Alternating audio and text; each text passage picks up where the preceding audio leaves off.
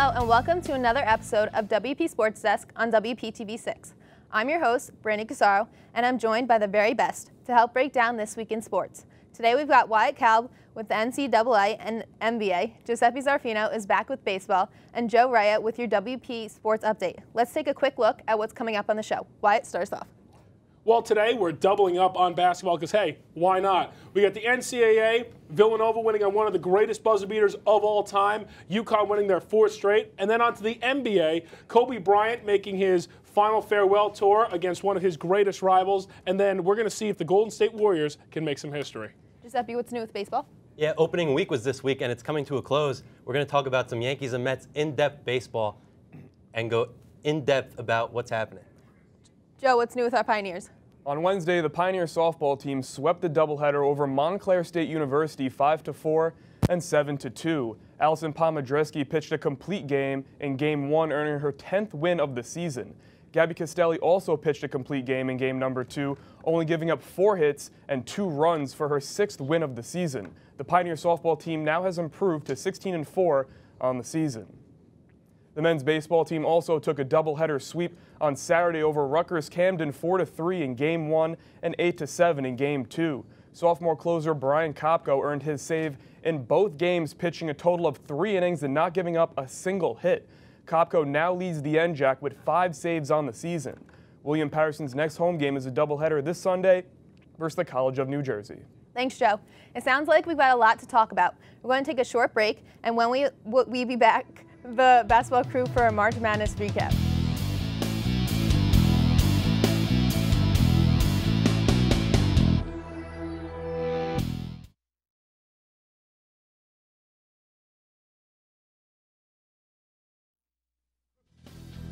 Welcome back to the desk. I'm Brandy Corsaro, joined alongside by Steven, Wyatt, Dylan, and Justin to talk some March Madness basketball. Both the men and the women squared off for the championships. We'll pick it up in Houston. Wyatt? And after the Marcus Page circus three-pointer, Villanova had one last chance with 4 seconds left. Jenkins for 3, no! Hits it, and Villanova goes on to win their 2nd championship in school history. Fireworks go off in NRG Stadium, and Chris Jenkins, the hero. And we're going to go to an interview right after this to see what he had to say about that shot. Well, we did it as a team. We fought the whole game. You know, fouls called against us, shots not going in. You know, this team is just, you know, we accept coaching and we listen to Coach Wright and our coaching staff, and you know, we've gotten better all year. And the first half we didn't play Villanova basketball, but for us to make the adjustments that Coach told us to make, and for us to just go out there and compete, man, we played hard. This team gave it all we had, and you know, today we were just, you know, lucky to hit the shot at the end. All right, guys, we just heard from Chris Jenkins. So do you guys think Villanova deserved to win this ball game? They definitely deserve to win the ball game because they took away the paint, which for UNC is very valuable because they are barely able to shoot that 3-point shot. So going in the paint is their #1 option, and they took that away from them. Yeah, I mean, definitely. I mean, North Carolina is only shooting 30% for the entire year from three-pointer, the worst ever in North Carolina history, and they ended up shooting 7 for 9 behind the arc in that first half. The only reason they're even ahead in this ball game. And Villanova in that second half took away Bryce Johnson. You could clearly see he was frustrated, couldn't get anything inside. They played phenomenal defense. That Josh Hart, I think, is going to be an NBA stud, could score 20 points a game, and Ryan Arcidiacono, the scrappiest player in the NCAA this year. Well, of course they deserve to win the ball game, without a doubt. Marcus Page hit that unbelievable shot to tie the ball game at 74. 74, thank you. And then what does Villanova do? They answer back with a 3 of their own at the buzzer. It's just big-time basketball. It's the biggest stage on NCAA basketball, yeah. And so, of course, they deserve to win the game. Yeah, going down to Houston, I talked about it last week, talking about how Jay Wright needs to unleash the beast that is Daniel Ochefu. He only averaged 24 minutes a game all season long, and what he did, he played 33, 34 minutes, and you see he has a huge presence down low in the paint. Yeah, definitely. I think Daniel Ochefu, every time they threw him the basketball inside, this guy's a man. This is not a 20-year-old kid like one of us. This guy is huge, and he must have scored on 80 to 90% of every one of his post-ups on the inside, and that's why Villanova was so good, because they can hit you from the outside with the 3-ball with guys like Josh Hart, with Chris Jenkins, who are scrappy. Argiakido was shooting like Steph Curry. He would come down the floor and shoot just right up there, but then they'd go inside, and Uchifo was just too big for a guy like Bryce Johnson, who is a great hustle guy. He'll dunk the ball. He'll make spectacular plays, but Uchifo just too big for him when you really look at it. Do you guys see this game going down as one of the all-time great championship games? It has to be. In a long time, I was pulling for overtime. When Marcus Page came down and hit that double-catch three-point shot from 28 feet, I was like, please let it go to overtime. This is one of the best games I've seen in a long time, but what do you know? Chris Jenkins coming down and knocking down that three. I couldn't ask for a much better performance than that. Oh, without a doubt, one of the best games of all time. It goes into the categories of Christian Laettner. Buzzer beater for the championship. You can't beat it. Yeah, just about as good as the Michael Jordan. I think it was the '88 game, a little before that, where he hit that shot for North Carolina, which North Carolina is involved in I don't know how many of these games. They've been in 19 championship games, which is incredible. But yeah, you really look at it, and Chris Jenkins has made his mark on NCAA championship history. I definitely think it's one for the books. It's one that will be remembered for a very long time. Any game that goes down to the very last seconds is definitely one to remember. I think it was crazy that Chris Jenkins hit the game winner and his brother was on UNC's team. That to me was just like, I can't imagine living in that house. Yeah, Chris Jenkins was adopted to the player on North Carolina, and so there. I mean, looks like the parents have an eye for talent. Exactly what I'm saying. So then they're playing each other as brothers in that national championship game. I mean, I have a stepbrother. I couldn't even imagine meeting him. The emotions playing into that game. That's like a Peyton Eli, but it's just incredible when you think about it. It's a good point you bring up, Randy. All right, guys, let's take a look at the women's game as UConn tried to win their 4th straight championship. Yeah, as if we had any surprise, UConn and Gino Auriemma, the greatest coach in women's basketball history of NCAA. And now Breanna Stewart is making her mark, knocking down the three ball, corner pocket. She finished with 24, 10, and 6, as if that was a slow game for her. And then a block on the outside, and UConn would absolutely cruise into this game as Jenkins, on the other side of the ball for UConn. She's the other stud. They absolutely murdered Syracuse. They did not lose, or they did not win any game by less than 15 points, or 21, I think you were saying, Justin, yes, in this tournament. It was incredible, to say the least. Just how good was this UConn women's team and Breanna Stewart? This team is absolutely incredible. Let's look at it this way. In the past 4 years, they lost 5 games. The last time they lost a game was versus they lost against Stanford in overtime in the beginning of last season. That was 88-86, and they lost by 2. This team is amazing. They won by the margin of 40 points a game this year, and they did the same thing in the tournament. The closest game was versus number 2 ranked Texas, and that was a 21-point game. They're blowing teams out of the water. They almost tripled a team's score in the NCAA tournament. That's not even fair. That's not okay. They got to break it up. Without a doubt, one of, if not the best college teams of all time. We can put them in the same category as John Wooden's UCLA teams with Bill Walton and Kareem Abdul-Jabbar. 11 championships for Gino Auriemma, 4 in a row, the first time that's ever happened in NCAA basketball in general. And Breanna Nurse has won all 4 years that she's been at UConn. You can't beat it. Mariah Jefferson is the best point guard in the country. Kia Nurse, Morgan Tuck, it's better than the Heat. If you can compare it to an NBA basketball team, they are the Miami Heat, ×5 of college basketball. I mean, Breanna Stewart, 4 years in the national championship, 4 times was she the most outstanding player. If that's not saying enough, I mean, is it almost unfair to watch these girls play against these other teams? It's sad. It's like, let's put it this way. Your kid is on a rec team and you know he's really not that good, and you're playing against the varsity squad. It's not fair. And you're sitting there and you don't want your kid playing against this UConn team. Breanna Stewart is Maya Moore ×10. She is larger than life. She is the next Lisa Leslie. I mean, wow. It's incredible. How does Gino Auriemma, the best recruiter of all time, get all these girls to play together? No egos whatsoever. It's got to be the hair, Wyatt. It's got to be the hair. It's incredible. It's crazy how Breanna Stewart can carry the team to 4 straight championships.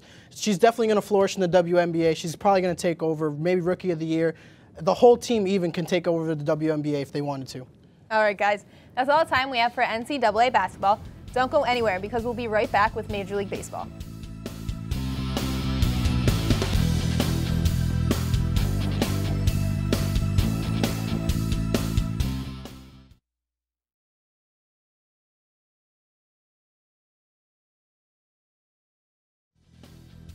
Welcome back. With opening week coming to a close, baseball is back in the swing of things. I'm joined now by Giuseppe, Craig, and Joe to talk some New York baseball. We started off in the Bronx. Giuseppe? Yeah, the Yankees were looking for their first win in the Bronx. Michael Pineda on the mound for him, pitching for the first time this season. They're looking for their first win against the Houston Astros, top of the first. Carlos Correa lines that one, or hits that one way out of the ballpark into the left field seats. The former Rookie of the Year gets the Astros up 1-0. Mark Teixeira up, bases loaded, nobody out. Teixeira lines that one to right. That one's going to be good for a run to tie the game up at 1 for Mark Teixeira's first RBI on the season. Bottom of the first still, Yankees now up 5-1. And the brand new Yankee, Starlin Castro, gets an RBI, sending Chase Headley home to make it a 6-1 ball game. Top of the second now. George Springer puts a little spring in his step and sends that one over the wall. Number 4 getting 4 RBIs with 1 swing. 4 RBIs on the day to put the Astros within 1. Bottom of the second now, Starlin Castro up again. 2 men on this time, and this time Starlin Castro makes sure that one gets out of here. RBIs number 2, 3, and 4 on the day for Starlin Castro.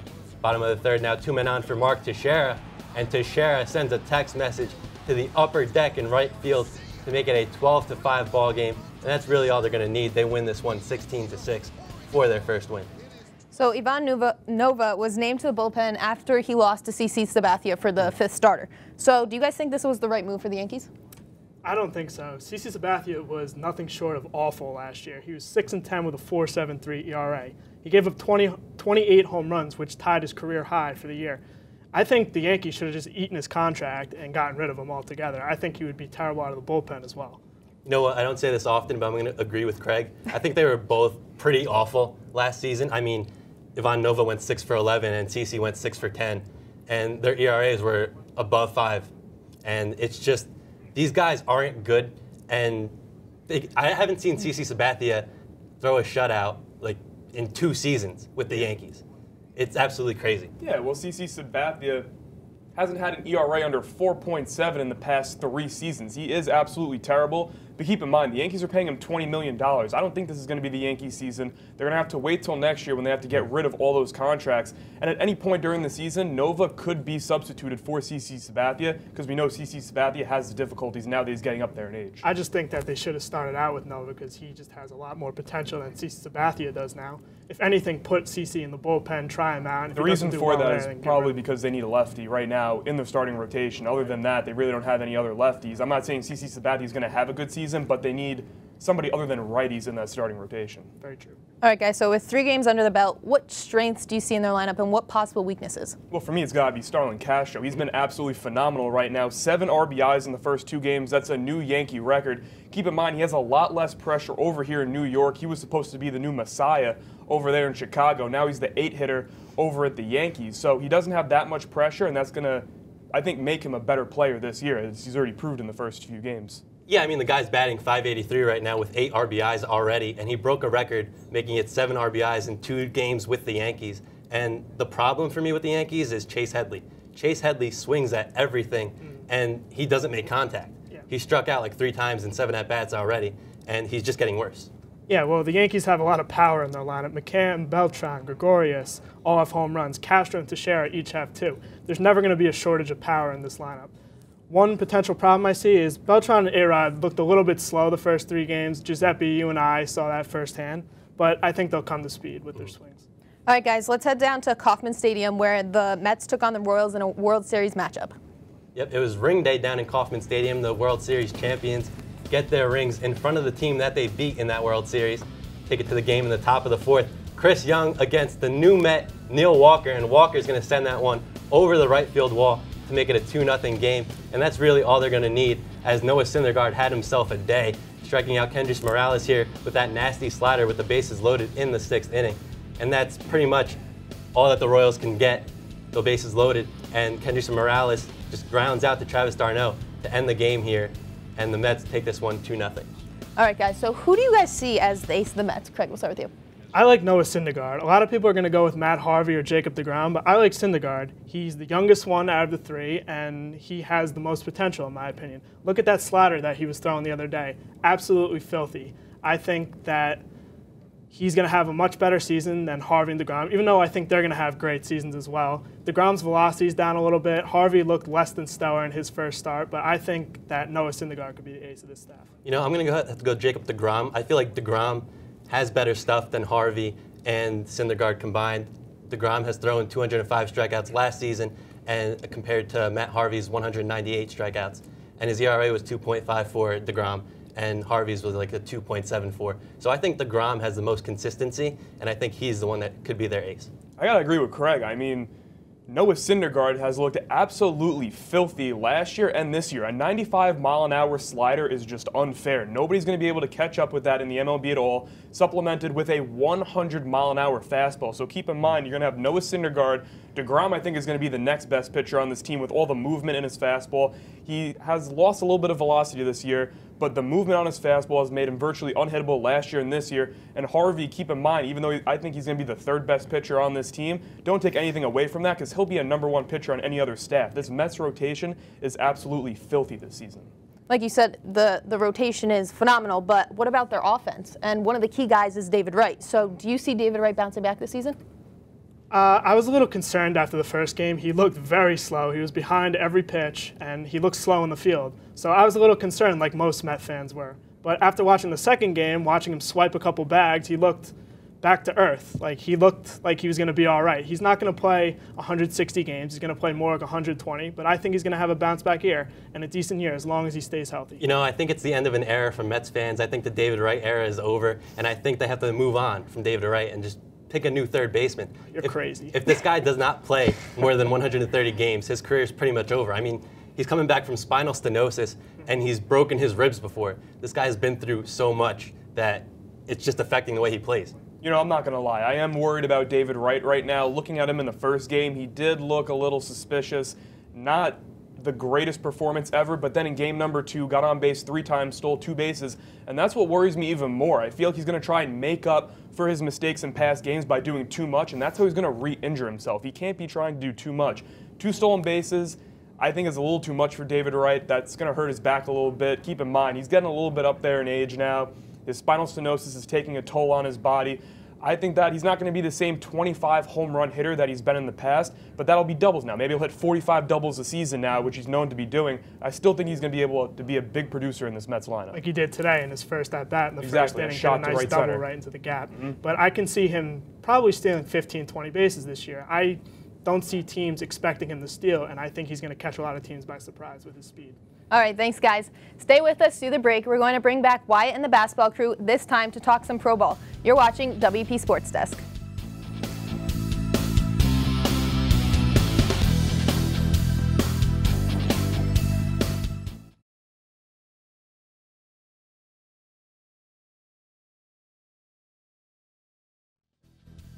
Welcome back to the desk. We're bringing back the basketball guys to talk some pro basketball. Kobe played his last game against his hometown rivals, the Clippers, this past week. Let's take a look. Wyatt?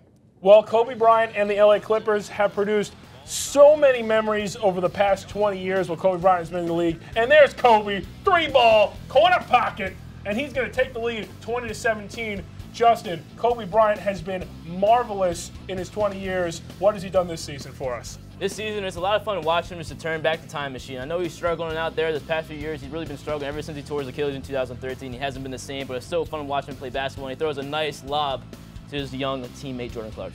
Yeah, and there you see the Clippers, obviously the much better team, but Kobe trying to put him in a spin cycle and goes to the rim. If that's not vintage Kobe falling over a fadeaway shot, Kobe, that's Kobe Bryant right there, and he's going to hit the shot. And the Lakers would ultimately not be able to win this game because they're just too freaking good out there in LA. I mean, what the Clippers are doing this year, that is pretty incredible, Justin. Of course, and it's good getting Blake from back. He's got 4 games left in his regular season. He's already played a few of those, and after coming off some suspension and some injury, it's nice to get some reps under his belt to get ready for the postseason. And there's Kobe Bryant with Chris Paul, who Kobe Bryant, in an interview after the game, said is one of the greatest competitors he has ever had the pleasure of playing against, with the inclusion of Tony Allen and these guys. And if Kobe Bryant's saying that about you, I mean, you know that's a pretty good accolade to have. Well, to be honest, they should have played together. Sorry to cut you off, but I mean. Yeah, we'll go through that in a later yeah. time, but that Chris Paul trade being vetoed into LA, yeah. All right, guys, so what do you think of his farewell tour this year? I think it's good for him. It's a little drawn out. I mean, there's 82 games in a season. It kind of gets boring after a while. But to start things off in the beginning of the season, once he announced that retirement with that pen letter, it was really cool of him to do so. And it's going to be sad to see him go. I know Doc Rivers once said, I'm not going to be sad to see him go. I'm happy he's gone because he kills all of us because he's just that great of a player and a competitor.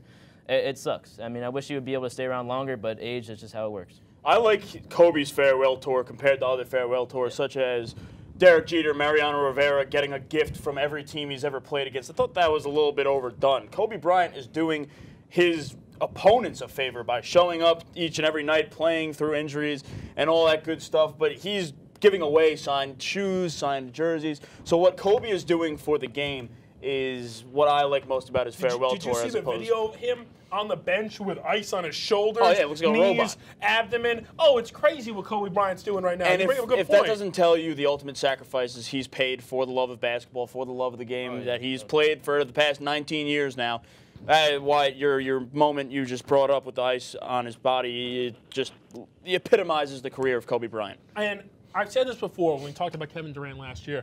I feel bad for children 6 or 7 when we started watching basketball and Kobe Bryant was in the league. Vince Carter, the golden age of basketball. And also think about Shaquille how O'Neal. the first basketball we ever watched, even though we couldn't comprehend what was going on, we got to watch Michael Jordan's tail end of his career, and then we were eased into Kobe Bryant, eased into LeBron James, and now who's going to be next? Steph Curry? I mean, we literally grew up in the golden age of basketball, and then you look at this, and these little kids see Kobe Bryant, and you might not know who he is. They saw Derek Jeter, they saw Mariano Rivera. They don't know how great he is. If I can only convey Kobe Bryant's career in a couple of words, I mean, it was incredible, amazing. I mean, you could arguably tell me he is the best player to ever play in the game of basketball. You have an argument. The argument is there, and that's the incredible part that we had the pleasure of watching him. I mean, I love this farewell tour. I mean, you know it's a little drawn out. I love the comparisons you drew to Jeter and Rivera. Rivera was the greatest player in his position of all time. Right. Jeter, I don't even think he's in the same comparison as Kobe Bryant right now. I mean, he would put up 30 points a game. I mean, those Shaquille O'Neal teams, Ron Artest, Derek Fisher hitting the shot against the Spurs. So much iconic moments in this man's career. It is so sad to see him go. It's definitely going to be very sad because I remember growing up, going to the park. If I were to shoot a shot, I would say Kobe. Nowadays, you're going to see these little kids are going to be saying Steph Curry with the shot. So it's definitely going to be very sad to see him go. Yeah, if that's not embarrassing enough, me calling the highlight and saying Kobe. I just had to get that out there because everyone does say that. That's awesome, Steven. All right, speaking of Steph Curry, let's take a look at a pivotal game they had against the Timberwolves to come ever so close to the Bulls. Wyatt? Yeah, Steph Curry and the Warriors vying for their 70th win against the struggling Minnesota Timberwolves, and Andrew Wiggins with the man's move spinning in the lane. Steve Kerr is not happy about that one. And then in overtime, Minnesota up by 4. Curry scooping up and in with 1:18 left, down by 3. The Wolves cannot believe it. They're looking for a heartbreak, and then up by 2. Karl Towns making the move inside. Jersey product. The Timberwolves would ultimately go on to win this ball game in overtime, 124 to 117, stunning the Warriors, ending their home stretch and absolutely killing their chances right now because they can only afford one more loss to even tie the Bulls. So do you think the Warriors can catch the Bulls? Honestly, I'm not too sure because they're facing the Spurs twice. Once away at San Antonio and once at home. So if they're able to take both of those games away from the Spurs, then they can definitely take that record. Yeah, definitely. I mean, you know what? I never believed in this. I love the Spurs, what they do, how they rest some of their players at the end of the season. This is a little bit different, though, because you're looking at a core of Kawhi Leonard and LaMarcus Aldridge, so a little bit of younger players. You're not working with Tim Duncan, Tony Parker, and Ginobili. But, I mean, Steve Kerr wants to go for this, and I say why not? I mean, you're not going to have the same core of players going forward. I mean, Harrison Barnes might be gone at the end of the year. Draymond Green might be gone in a year or two. And so what Steve Kerr is doing right now is pretty incredible, and I think the Warriors could be able to pull this off. Well, you see, the Warriors beat the Spurs last night pretty handily, or however I want to phrase it, whatever. They beat them pretty good. And so the Warriors got, again, the Spurs one more time, and they play the Grizzlies twice, who is the ultimate bully team in the NBA right now, of just the meanest dudes in the NBA. So the Warriors, absolutely. The Warriors are going to be tested. The Warriors are going to be tested in these last 3 games, and it's really going to go to show just how tough they are mentally and physically headed into the playoffs. And last night, Greg Popovich electing to not rest any of his starters, like Wyatt said, as he likes to do at the end of the season. which just goes to show how bad both coaches want this. So, again, end of the season is going to really be telling of how the legacy of the Warriors is going to pan out.